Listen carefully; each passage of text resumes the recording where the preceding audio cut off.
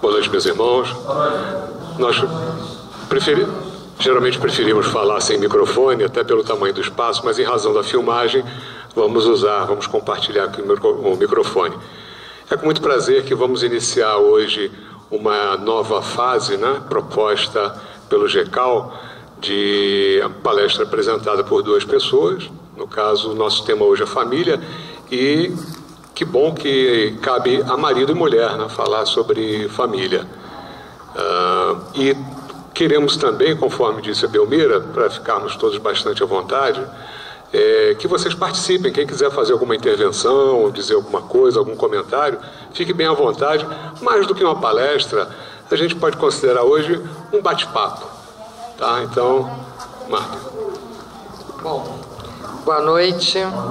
O tema é a família. Nós colocamos aqui um sumário dos itens que serão falados: reencarnação, trato reencarnatório, laços de família, família moderna e família arco-íris, família pelos laços corporais, pelos laços espirituais, evangelho no lar, família no centro espírita, conclusão. São só alguns dos itens que nós vamos falar. Não houve ensaio, né? Então no caminho para cá nós resolvemos o seguinte: eu falo um slide, você fala um slide. Eu intervenho, ele intervém, qualquer um pode intervir também dentro do que nós nos programamos. Então, tudo muito espontâneo e com certeza vai dar certo, porque nós nos entendemos muito bem. Nós estudamos juntos para preparar as palestras, trabalhamos juntos na Casa Espírita e estamos juntos há 15 anos. Somos uma família um pouquinho diferente, né? Uma família que, embora tendo sexo, não tem filhos. Nós só fazemos neto. Nós estamos há 15 anos juntos, já tínhamos filhos e agora só neto. Então, pois exatamente. Só tem uma coisa melhor do que ser pai ou ser mãe: é ser avô ou ser avó. Avô e avó, exatamente, né? Estou vendo que a maioria já tem essa experiência, mas alguns ainda vão chegar lá, né? Os mais jovens. Bem, vamos começar então lembrando que a família é um núcleo de reencarnação, conforme nos ensina André Luiz no livro Missionários da Luz. Nós vamos falar, conforme Marta já mostrou ali no sumário, sobre diferentes tipos de famílias modernas, né? Mas não podemos esquecer que Deus, que é o Criador de todas as coisas, a inteligência suprema, nos fez homens e mulheres, nos deu a vida, nos deu inteligência, nos deu livre-arbítrio para evoluirmos.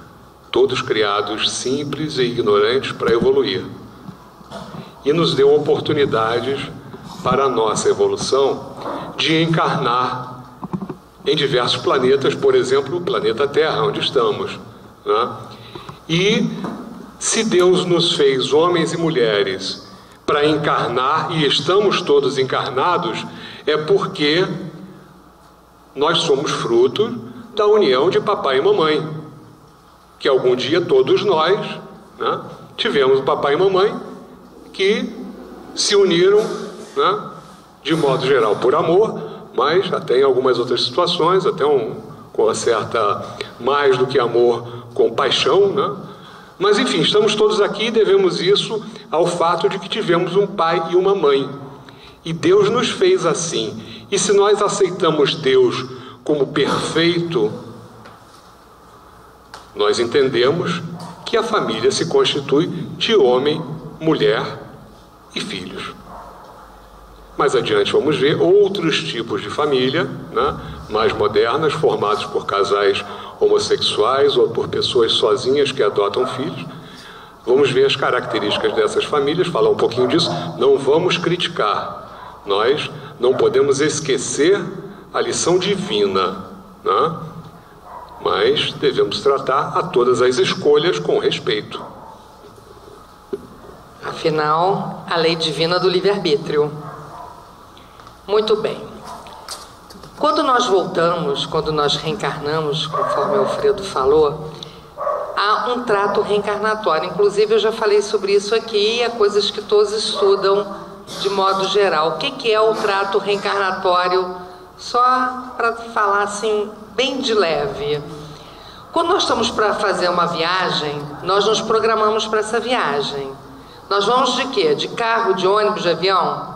Para um lugar frio, para um lugar quente? Que tipo de atividade vamos ter nesse lugar? Não tem toda uma programação? Vamos preparar uma mala? Imagina uma viagem para o planeta para reencarnar e ficar nessa escola de vida. Tem que ter uma preparação. A preparação é o trato reencarnatório, aonde nós vamos pegar aquela lista enorme que nós ainda temos de coisas para resolver, para poder progredir, né? De problemas que nós causamos, de problemas que nós estimulamos a outros. Enfim, nós temos uma série de coisas que precisam ser corrigidas ainda, uma série de vícios como egoísmo, vaidade, orgulho, que ainda temos que tem que ser corrigidos. Então nós temos que nos programar para esta reencarnação. Então existe no trato reencarnatório um determinismo. Eu vou reencarnar, comigo vai acontecer isso, isso, isso, isso. Não existe um determinismo. Tudo que acontece conosco foi escolha nossa. Mas nós temos o livre-arbítrio. Então nós chegamos aqui com tudo traçado assim em linhas gerais. Quando a gente faz a programação da viagem, a gente não fala assim, 6 horas da manhã eu vou tomar café, 7 horas da manhã eu vou caminhar, 8 horas... Não é uma coisa rígida. Assim é também o trato reencarnatório. Ele é todo em linhas gerais. O dia a dia somos nós, já reencarnados, que vamos traçar, seguindo o nosso livre-arbítrio e a maior justiça divina, que é a lei de causa e efeito. Então, essa união entre as pessoas e parentes são um índice de simpatia anterior que as aproximou. Dentro desse trato também entra a família. Nós vamos ser filhos de quem? Nós vamos ser pais de quem? Irmãos de quem? Tudo isso é programado. Seja porque Deus não separa os que se amam e vamos voltar com aqueles que amamos, ou pela justiça divina, aqueles que nós não conseguimos nos afinizar e precisamos, aqueles que reiteradamente nós estamos encarnando juntos e não conseguimos essa afinidade que precisamos, também vem como nossos filhos para aprendermos a amar, como nossos pais para aprendermos a amar. Isso tudo faz parte do trato reencarnatório. Você. Muito bem. Então, conforme a Marta disse, as coisas são tratadas em linhas gerais com as autoridades da reencarnação, né? Os objetivos principais traçados, o prazo da reencarnação mais ou menos determinado, né? Mais ou menos por quê? Porque de acordo com o nosso comportamento durante a encarnação, nós podemos ter esse prazo estendido ou encurtado. É provável que alguns de vocês já tenham visto, rodou aí nenhum programa desses que mostram os filmes, não sei nem de que canal é, que a gente às vezes vai passando os canais, que mostra tipo umas pegadinhas, uns filmes sensacionalistas, que aparecem, eu recordo bem de 2 casos, de pessoas que desencarnam durante um assalto, sem nenhum tiro. Um caso era um rapaz que entrou numa loja de conveniência num posto de gasolina, e ele abriu uma daquelas geladeiras para recolher coisas de lá e tal, e de repente ele, provavelmente um infarto fulminante, mais jovem, devia ter uns 20 e poucos anos pela aparência, deve ter sido um infarto fulminante. Esse rapaz, de repente, parece que desligaram a tomada, que ele fosse um boneco elétrico, desligaram a tomada, ele cai no chão, morto, fulminante. E um outro caso também num posto de gasolina, um rapaz assaltando o frentista, estava de arma em punho, e de repente, a mesma coisa, ele desaba, apaga ali, desaba, de onde a gente pode concluir que provavelmente esses 2 ladrões tenham, por alguma razão, tido um merecimento, talvez do guia espiritual deles, dizer o seguinte: vocês estão no caminho totalmente errado, rapaz, vem cá, vamos, desliga a tomada, volta, para não piorar a situação. E por outro lado, há pessoas que tanto bem fazem que tem o prazo estendido. Por exemplo, Chico Xavier, né? A gente ouviu falar que ele provavelmente teve 6, né, adiamentos, 5 ou 6, enfim, alguns adiamentos, porque o homem fez tanto bem, tanto bem, tanto bem, que era muito importante que ele permanecesse mais tempo encarnado, para fazer mais ainda pela humanidade. Mas chega um ponto que o corpo físico não aguenta mais, aí não tem jeito, né? Tem que ir, tem que voltar para casa, né? Muito bem. Então, pai, mãe, família, irmãos, etc., são escolhidos na encarnação programada, né? É tudo negociado, né? As autoridades da reencarnação negociam com os determinados espíritos. Fulano vai ser... você aceita fulano para ser seu filho, por isso, aquilo outro, chama o outro para ser o pai, não sei o quê, um irmão, e um tremendo jogo de xadrez, complicadíssimo, é montado para acontecer a encarnação, né? Então é programada, mais ou menos programada, a união daqueles 2 seres físicos que serão os pais do reencarnante, e a equipe da reencarnação acompanha o reencarnante, vão até próximo ao casal, né? Até um momento em que vai haver a união sexual, e quando as coisas estão para acontecer, claro, eles se afastam para deixar a privacidade, a intimidade do casal acontecer, mas o reencarnante é inserido naquele instante, ou logo a seguir, né, o ato, porque a concepção acontece de 2 a 4 horas depois da ejaculação. Então, é o prazo que eles têm para inserir o espírito reencarnante, né? Provavelmente o espermatozoide, na maioria dos casos, já está programado. Aquele espermatozoide que nada e chega ao óvulo, nós aprendemos na escola que é o mais veloz, né? É o mais forte, que ganha corrida. Já aprendemos com André Luiz que não é assim. É aquele que foi programado para fecundar o óvulo. Então ele vai chegar, vai fecundar e o espírito encarna naquele instante. Ou começa o processo de encarnação.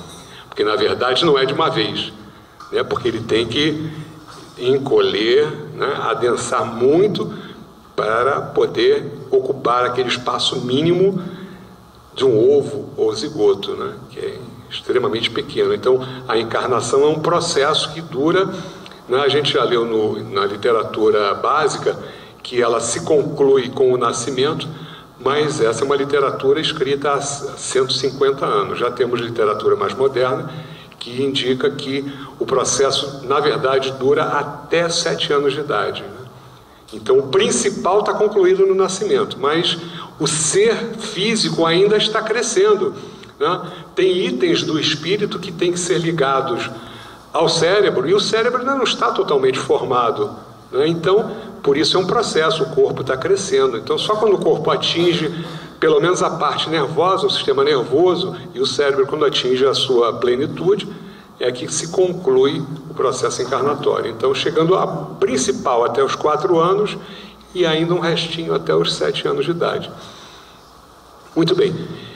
Então, não é o pai quem cria o espírito do seu filho. Quem cria o espírito de todos nós aqui é Deus, né? A gente esclarece isso porque algumas religiões ensinam que o espírito é criado por Deus na hora, soprado, alguns dizem soprado por Deus, na hora da união do casal, né? Então, que é totalmente novo, que ele não existia antes, e algumas religiões dizem que a partir daí ele se torna eterno, e depois eles dizem morte, né? Nós dizemos desencarnação, depois da morte que ele vai para algumas religiões falam em céu, inferno, purgatório, outras dizem que vai para um abismo, fica aguardando o juízo. Os outros que passam pelo juízo são aprovados, vão para o colo de Deus e ficam dormindo no colo de Deus. A pessoa que me deu essa explicação, eu perguntei, mas são milhões e milhões de espíritos, o colo de Deus dá para todos. Sim, ficam dormindo até não sabe explicar. Então, Mas são religiões aí estabelecidas com milhares e milhares de seguidores, né? São segmentos protestantes que dizem essas coisas. Então, o pai e a mãe, eles fornecem invólucro corpóreo, o corpo físico. Quem cria o espírito é Deus, né? Mas cabe ao pai e aos pais, né, auxiliar o desenvolvimento intelectual, moral e físico também, né, para o ser progredir, porque ele precisa ter também um bom desenvolvimento físico. Por quê? Se Deus nos concedeu a oportunidade de encarnar, nos concedeu a possibilidade de termos esse corpo, cada um o seu corpo aqui, para cumprirmos missões, para resgatarmos débitos de outras encarnações, enfim, ninguém vem aqui a passeio. Nenhum de nós está aqui para brincar. Quer dizer, a gente pode passear, a gente pode brincar, né? Mas não é essa a nossa meta. Nós temos metas muito sérias. E para cumprir essas metas, para sermos fiéis a Deus, usando bem a matéria que Ele nos emprestou para tudo isso, nós precisamos cuidar bem dos nossos corpos, sem consumir coisas que sejam venenosas, né? Que nos façam mal. Então, boa alimentação, evitar drogas, exercícios regulares, exercício físico, está mais do que provados pelos médicos que todos nós, para termos saúde, precisamos fazer exercícios regulares e nos alimentar bem. E alimentar bem significa buscar cada vez consumir menos porcaria e mais alimentação de qualidade. Porcaria eu me refiro a balas, sorvete, Coca-Cola, chiclete, cachaça e essas coisas todas que a gente sabe que faz mal, né? Então, cada um busque, né, o seu caminho. Mas cabe a nós cuidar do corpo físico que Deus nos emprestou.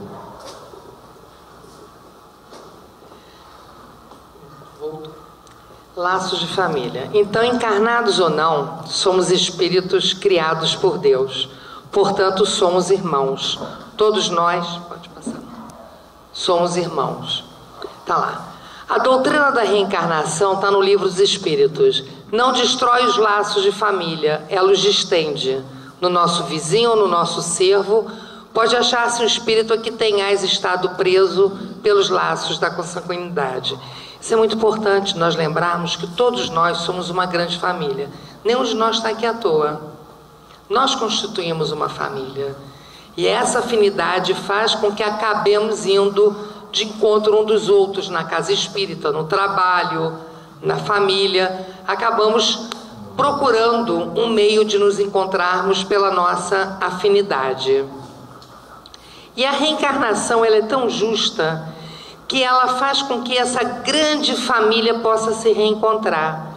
Se o espírito é criado, conforme o Alfredo falou que algumas religiões acreditam, naquele momento da concepção e depois acaba, essa ligação é uma encarnação só, é uma ligação muito pequena. A reencarnação, ela estende esta ligação, fazendo com que nós tenhamos essa grande família espiritual. Hoje nós somos marido e mulher, nos encontramos por acaso, foi até uma coincidência o nosso reencontro, que nós já nos conhecíamos, mas foi por acaso. Eu brincava na época, nós ainda não estávamos no espiritismo, quando nós nos reencontramos, parecia até um teatrinho de marionete. Vou aproximar esses dois. E foi. Nós nos aproximamos. Na próxima encarnação, nós podemos vir como pai e filho, né? Como neto, como amigo, colega que vai se encontrar numa escola, num trabalho, porque esta é a coisa maravilhosa da reencarnação. Ela distende as famílias, tornando as famílias enormes, até o ponto de nós podermos afirmar que todos nós somos uma única família. E aí entra o instinto de caridade, o preconceito, né? O desamor, a pouca atenção com os irmãos menos favorecidos. Porque aquele irmão que muitas vezes acontece de bater na porta de alguém pedindo ajuda e escorraçado, ele pode ter sido, ou vir a ser, um pai, uma mãe, um irmão. Então nós temos que prestar muita atenção que nisso todas as religiões acreditam. Quem é o nosso pai? Nós temos um pai biológico, mas quem é o nosso pai? Quem nos criou? Foi Deus. Todos nós, todos fomos criados por Deus. Se fomos criados por Deus, somos uma grande família de irmãos. Nos conhecemos, criamos afinidade, né, Helane? A gente acaba criando uma amizade. E aí, essa afinidade vai trazendo as casas. Por exemplo, eu e o Alfredo conhecemos o GECAL. Não somos tarefeiros dessa casa. Nós procuramos estar ao máximo aqui sempre que podemos. Por quê? Porque é a nossa casa. Nós somos da IFISA, é a nossa casa. Nós estamos no GEI de Maricá, no André Luiz, aonde nos convidam para trabalhar, para falar, passa a ser nossa casa. E aí nós estamos fazendo o quê? Nós estamos distendendo em conhecimento a nossa família. Em conhecimento nessa encarnação, porque nós com certeza já nos conhecemos, e conforme eu falei, nós somos uma grande família. E aí nós temos que aprender, irmãos devem fazer o quê? Se amar?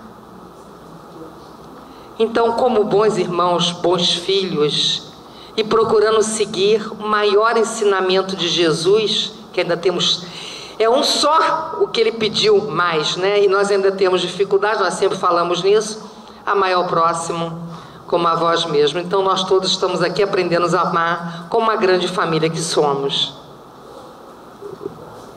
E qual é a melhor escola para a preparação das almas encarnadas na Terra? A melhor escola é o lar, onde nós devemos receber a educação, a formação do caráter, o que ultimamente as pessoas têm relegado aos professores.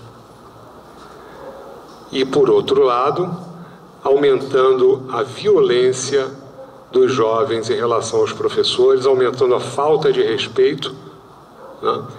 Muitos casos nós ouvimos aí de professores que são agredidos fisicamente pelos alunos em diversas escolas, professores que não querem mais frequentar uma ou outra escola, a gente de vez em quando ouve esses comentários, né? E que simplesmente faz até, nem colocamos aqui, tem aquele slide antigo, né, quando antigamente o aluno tirava nota baixa, os pais, né, iam para a escola perguntar ao professor o que está acontecendo, o que meu filho está fazendo de errado, ele não está estudando. Hoje o professor os pais chegam lá, né, para tomar satisfação, o que você está fazendo com meu filho, está dando nota baixa por quê? Como se o professor é que fosse o culpado do aluno não saber nada, né? Então o que está acontecendo ultimamente nas escolas? Os garotos ficam lá com o Facebook, a maioria com um aparelho roubado, né? Aparelho roubado, com aquela coisinha lá, brincando, fumando maconha, marcando encontros fora da escola. E com isso, o que nós temos aí? Crianças, às vezes, de 9, 10 anos de idade, engravidando, disseminando doenças venéreas. E é assim que as coisas estão. Por quê? Por falta de educação nas famílias. Os estabelecimentos de ensino propriamente dito do mundo, eles têm o objetivo de dar instrução, ensinar matemática, português, engenharia, etc. Mas a formação do caráter, né, cabe à família, não ao professor. E aí nós entramos na família moderna, né? A família, que isso vai passar várias vezes. A família moderna, que no início, quando a mulher começou a trabalhar, ainda hoje há o conflito, né? Vou deixar meu filho em casa. Esse se tornou um grande problema. E aí vieram os estudos dos psicólogos mostrando que não é o tempo, é a qualidade do tempo que se dedica, mas a necessidade da mulher comparecer financeiramente, né, para ajudar no sustento da casa, no sustento da família. E com a emancipação feminina, as separações, a mulher trabalhando para poder sustentar seus filhos, começou a haver uma família moderna. A mulher começou a ser valorizada no mercado de trabalho. E ela precisava evoluir, ela precisava se dedicar, ela precisava de alguém que cuidasse desses filhos. Muitas chegavam em casa, ainda iam cuidar da casa, a dupla jornada que temos até hoje. E aí a relação com o filho, como é que fica? Fica difícil. Então como é que eu faço? Eu vou deixar de trabalhar? Não, nós temos que lembrar que nossos filhos precisam de carinho e de amor. Se eu só posso dar meia hora de amor ao meu filho, se eu só posso sentar com ele e conversar meia hora, que seja assim. Não, toma aqui ó, um pacotinho de bala, toma aqui um brinquedinho e pronto, tô livre. Isso em relação à mãe ou ao pai. É aquela criança, quando os pais chegam em casa, logo perguntam: o que vocês trouxeram para mim hoje? Passa a ser uma obrigação você dar um presente diariamente para compensar, para tentar suprir a falta de carinho, de amor, de cuidado. Mas durante a semana você trabalha. E nos fins de semana? E nas folgas? Nos feriados? Com toda a modernidade, com todo o trabalho que a mulher faça, e o homem também, vamos aproveitar esse tempo para os nossos filhos. Agora, se queremos ir para um barzinho tomar uma cerveja, jogar um futebol, assistir televisão, estamos deixando de dar aos nossos filhos o carinho, o amor, a atenção que eles precisam. E aí começam os problemas que Alfredo citou alguns. Mas pode ser organizado, né? A família pode se organizar de forma a que haja um tempo para jogar futebol, tudo, com os amigos, mas sem esquecer a dedicação aos filhos, né? Que tem que ser o principal. A família é o principal.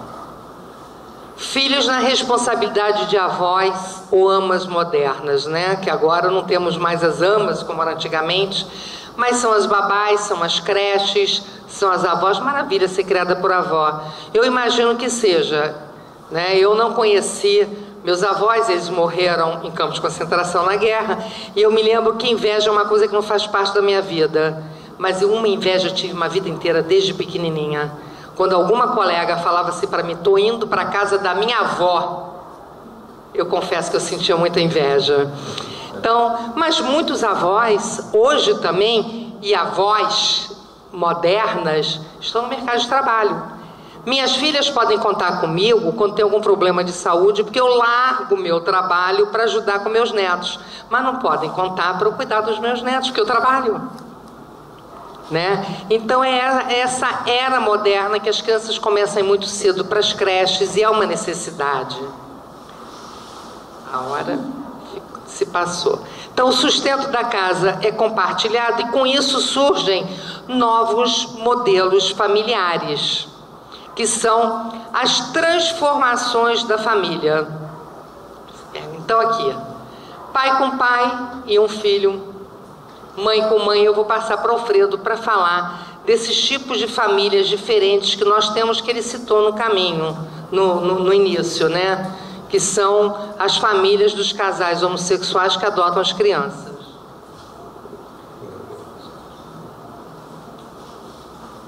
São as chamadas famílias arco-íris, né? Então, aquilo que nós estávamos falando antes. Nós fazemos muitas palestras a respeito de aborto. Marta e eu somos membros do Movimento Nacional de Cidadania pela Vida Brasil Sem Aborto. E esse movimento milita em grande parte do território nacional, tratando de evitar, né, que se pratique o aborto, o crime do aborto. Então, fazendo palestras e marchas pela vida e atividades mesmo de ir conversar pessoalmente, equipes que vão conversar quando ouvem que alguma mulher está pensando em abortar, mobilizam quem mora na área, mais ou menos, isso através de grupos no WhatsApp, né? Então, se possível, vai alguém, procura essa pessoa, essa mulher, conversa, trata de desestimular, já chega com enxoval, né, para doar, um enxoval de bebê. E assim a gente vai fazendo esse trabalho de formiguinha, né, para evitar o aborto. Mas às vezes a gestação chega a termo, mas a mulher não quer, por qualquer motivo, não quer criar o filho e entrega para adoção, ou joga um filho na lixeira, como nós vemos de vez em quando aí, bebês encontrados, né, em lixeiras, em diversos lugares aí. São caçambas, enfim, são crianças que precisam de uma outra família.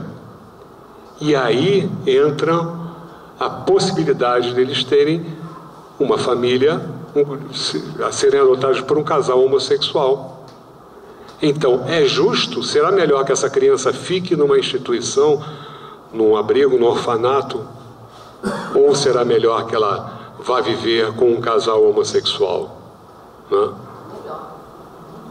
Cada um com a sua opinião. Nós opinamos que é melhor, sim, esse caminho, né? Mas como eu disse antes... Conhecemos alguns casais que adotaram crianças, que já pegam as crianças maiorzinhas, aí vai pegar uma, ela tem um irmão, aproveita, leva as duas para não separar o irmão. Então, é muito louvável, é claro. Isso é muito diferente de nós estimularmos o homossexualismo, porque sabemos que não é o que Deus escolheu para nós como sendo o ideal de relacionamento. Se não fosse assim, duas mulheres poderiam reproduzir um filho ou dois homens, né? Mas não é.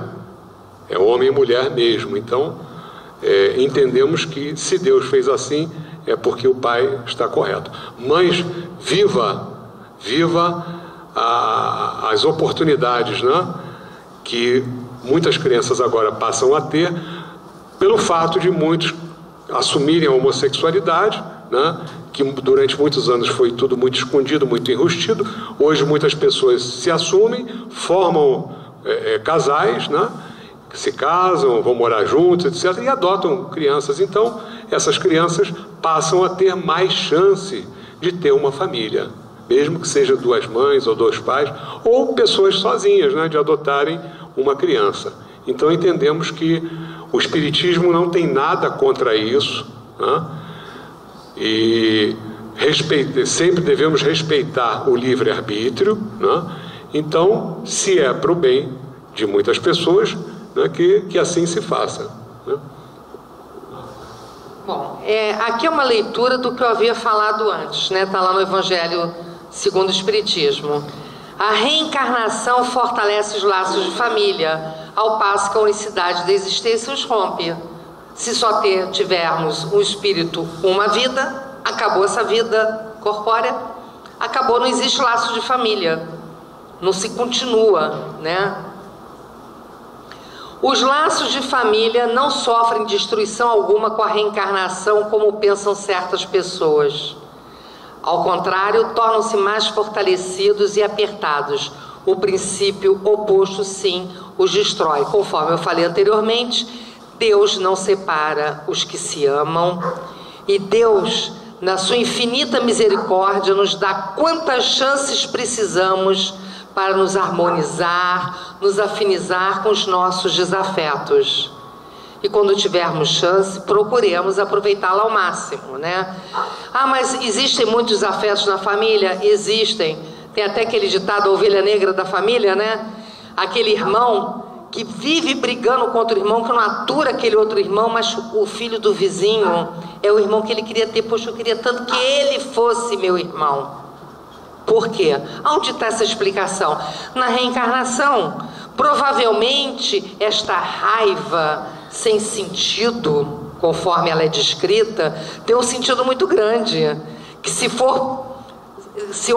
não houvesse ali de esquecimento, se pudéssemos lembrar da encarnação anterior, veríamos que algum desafeto, que está ali como nosso irmão para que possamos nos harmonizar, mas fica a energia, aquela vibração energética continua, que aquilo incomoda. Isso acontece até com a gente no dia a dia. Você acaba de conhecer uma pessoa, você olha assim, não sei porquê, mas não fui com a cara dele ou dela, né?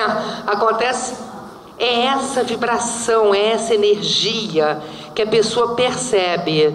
Então, existe sim, filho que não suporta a mãe, filho que não suporta o pai e vice-versa. Irmãos que não conseguem conviver. Por quê?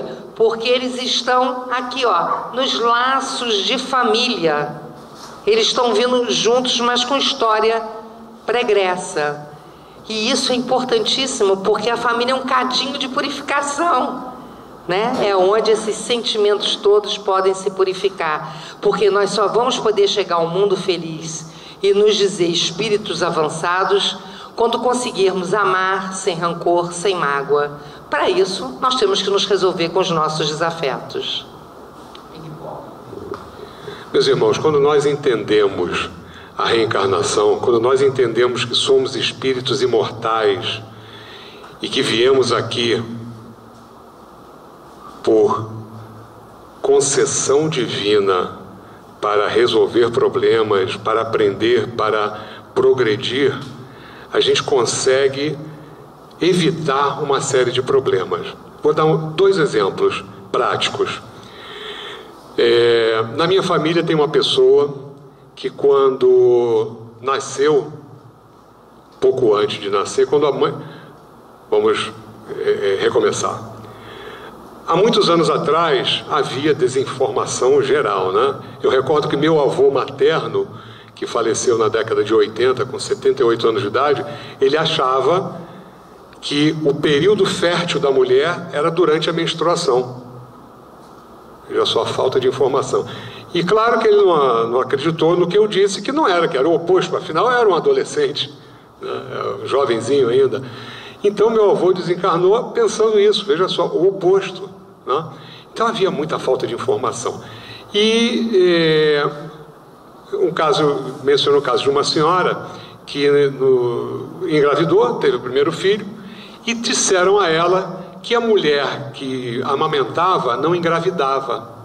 E ela acreditou e ficou grávida, né?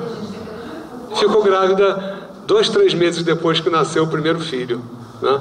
Então ela ficou muito preocupada, porque naquela época fazia-se uma cesariana, era uma cirurgia que abria a mulher até o umbigo, né? Aquele corte assim vertical, era uma coisa medonha. E ela tinha acabado de passar por uma cirurgia assim, por uma cesárea, e já estava grávida de novo. O primeiro pensamento que veio, qual foi? Aborto. Ela desejou abortar. Não abortou, mas desejou. Qual foi o resultado disso? Esse segundo filho, revoltado, sempre revoltado, sempre revoltado. Nunca se soube por quê, porque não se tinha informação sobre isso, né? E para piorar as coisas, anos depois, essa mãe conta isso para a filha. Então essa dificuldade de relacionamento, né, essa rebeldia que a filha tinha em relação aos pais, piorou, porque aí ela teve a confirmação. Veja o que a desinformação pode causar.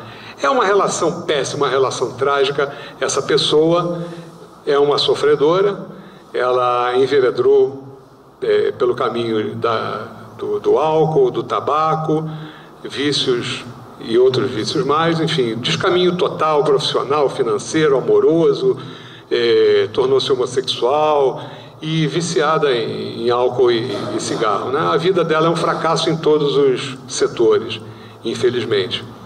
Tudo, ou boa parte disso aí, poderia ser evitado se houvesse a informação que hoje nós temos, que está disponível. Afinal, a doutrina espírita nos brinda com milhares de livros sobre tudo que nós quisermos. Só não lê quem não quiser, só não estuda quem não quiser, mas a informação tem à vontade. Eu não tenho dinheiro para comprar livro, pega emprestado na biblioteca. Toda casa espírita tem uma biblioteca que ou aluga ou empresta de graça os livros. Baixa na internet, tem livro espírita e de tudo que é tipo, né? À vontade, baixa em PDF ou em Word, estuda esse aparelhinho. Marta e eu frequentamos grupo de estudo, telefone, não usamos mais livro impresso, não. A gente baixa os livros todos aí, vai com uma das mãos só, vai baixando ali, correndo o livro, participando de grupo de estudo em casa espírita, só com isso. Então as coisas estão muito fáceis, né? O acesso é muito fácil. E um outro caso de uma criança que tinha uma rebeldia pela mãe, ela nunca se deu com a mãe, desde que nasceu, não sabiam por quê. E essa criança não mamou na mãe, a mãe até conseguiu que a pessoa amiga até oferecesse, amamentassem a filha dela, mas a filha nunca aceitou o seio da mãe, né? E foi crescendo, nunca chamou a mãe de mãe, não aceitava colo de mãe, abraço de mãe, era uma rebeldia terrível contra a mãe, e foi crescendo, e a família encaminhou para um tratamento psicológico e tal, e o médico, o psicólogo, aliás, conseguiu, com o tempo, fazer a regressão, né, da criança. E descobriu que quando a mãe soube da gravidez, soube do sexo da criança, é uma menina, queria tanto que fosse um menino. Agora nós já sabemos que o espírito que está ali dentro da barriga da mulher é um espírito adulto, não é um bebezinho. Bebezinho é o corpo. Aquele espírito pode ser até mais velho do que a mãe e o pai. É um ser adulto que está ali e ouve tudo e participa da vida principalmente da mãe, né? Ouve tudo que a mãe fala, o que a mãe sente. E naquele instante ela sentiu a rejeição. Naquele instante.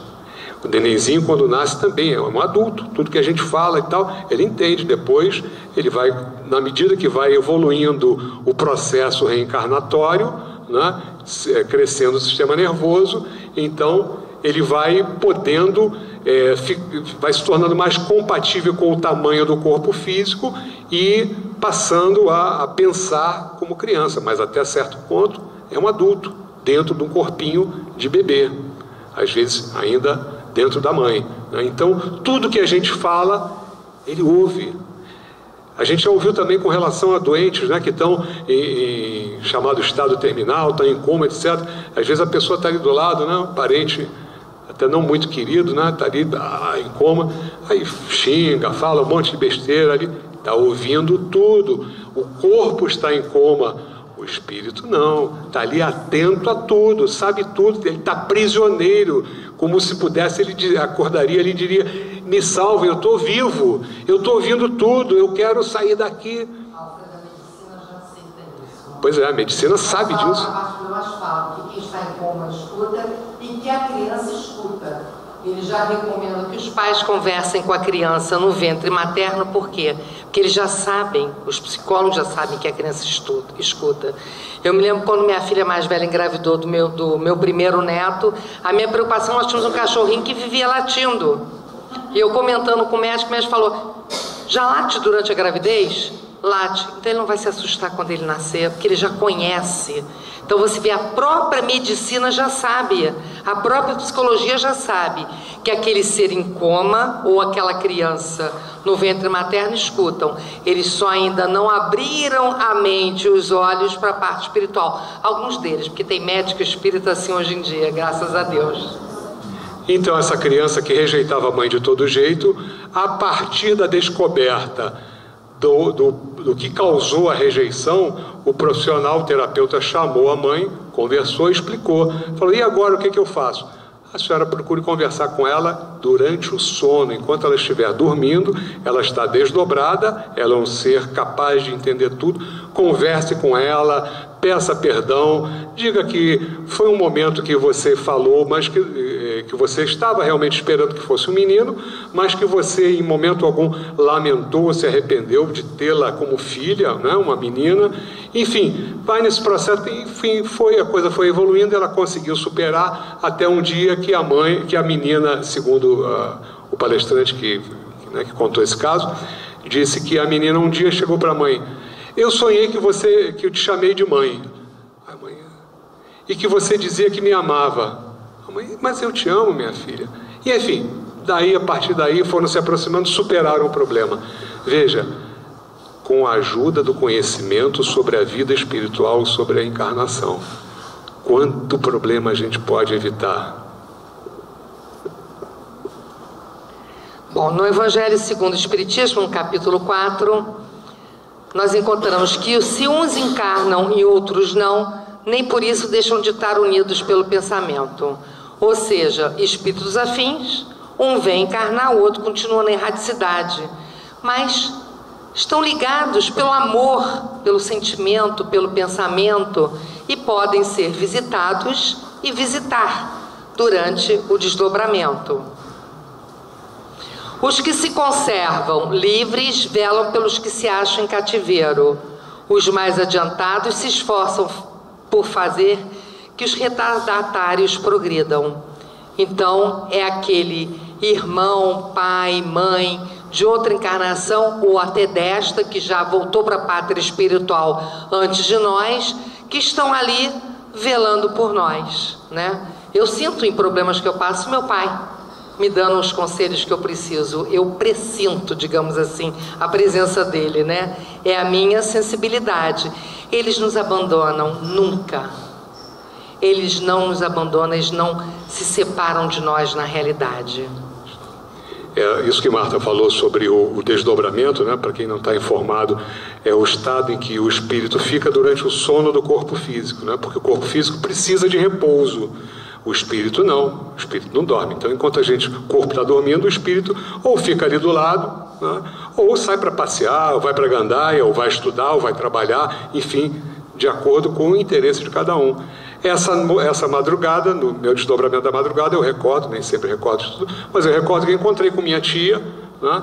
E, enfim, estivemos juntos aí numa instituição que cuida de crianças abandonadas, e ela está trabalhando lá, e eu conheci as pessoas da instituição, apresentei-a, e ela está trabalhando lá.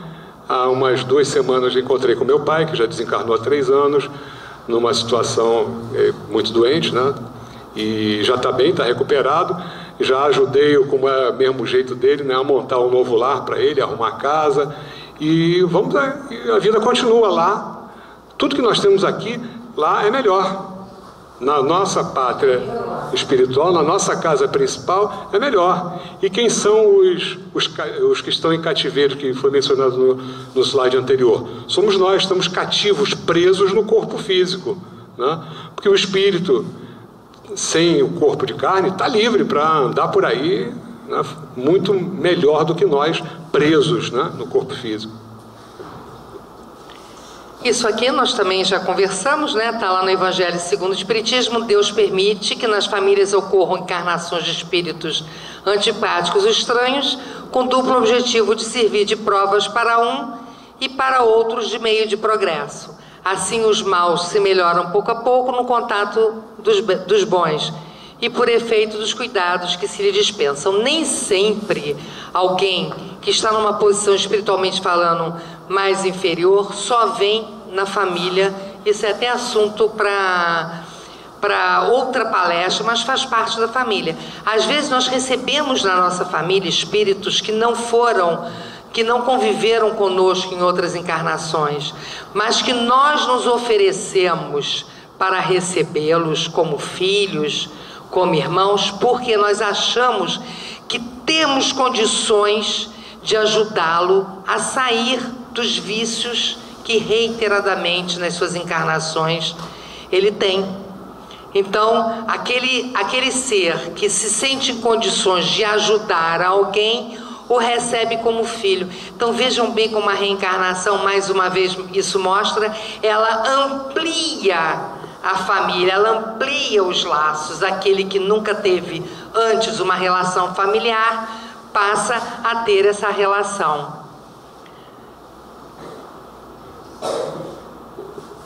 Gente, o tema é tão empolgante, né, que a gente vai se estendendo, não vai dar para terminar o número de slides. Então, eu proponho nós encurtarmos para não infringir o horário da casa.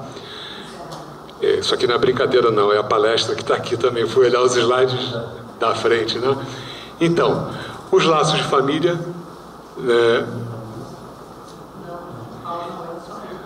família sem encarnação e com a encarnação, nós temos então uma família na pátria espiritual, com casa, com lar, com tudo constituído lá. Então, quando a gente vem aqui, é uma espécie de viagem, vem e volta para a família principal, para a casa principal, né? Então, é a nossa verdadeira família, a família na pátria espiritual. Agora, o que é que pode nos ajudar para nós termos êxito na nossa missão de vir aqui, cumprir o trato que foi feito na programação reencarnatória para resolver uma série de problemas e evoluir, que é a nossa missão principal, né? É a lei do progresso, nós devemos cumprir essa lei. O que é que nós precisamos basicamente para isso? Para evoluir, para eu progredir em qualquer atividade, se eu quiser progredir como desportista, como profissional, ou como em qualquer atividade, eu preciso de conhecimento, né? Se eu quero me tornar, se eu sou um carpinteiro, só sei fazer janela, eu quiser aprender a fazer porta, telhado, etc., eu vou ter que aprender, né? Se eu sou um médico recém-formado, clínico geral, quiser me tornar um cirurgião geral, eu vou ter que estudar mais, fazer a especialização e assim, da mesma maneira. Nós estamos aqui para sermos melhores, o quê? Seres humanos. Nós temos que progredir nos aspectos intraindividuais, como seres, independentemente de profissão, de atividade de outras quaisquer. Nós temos que evoluir como seres humanos, evoluir espiritualmente. E para isso nós também precisamos estudar. E a doutrina espírita nos oferece, né, fartura de livros, de fontes para a gente estudar. Então nós precisamos o quê? Aprender para errar menos e acertar mais. Eu só vou evoluir como? Cometendo menos erros, né? E mais acertos. Então a gente precisa o quê? Se enganjar na casa espírita, nos grupos de estudo, ler, ouvir palestras ao vivo, ou pelo rádio, pela internet, pela televisão, gravadas, etc. e tal, e bota no carro, ao invés de ouvir boa música é ótimo, mas às vezes a gente pega 1h30 de ônibus para o trabalho, né, para ir, mais 1h30 para voltar, grava no computador, transfere para o telefone, bota no fonezinho de ouvido, né, ouve um pouco de música boa, ouve o noticiário, mas ouve também uma palestra espírita durante o transporte, ou durante a corridinha na praia, etc.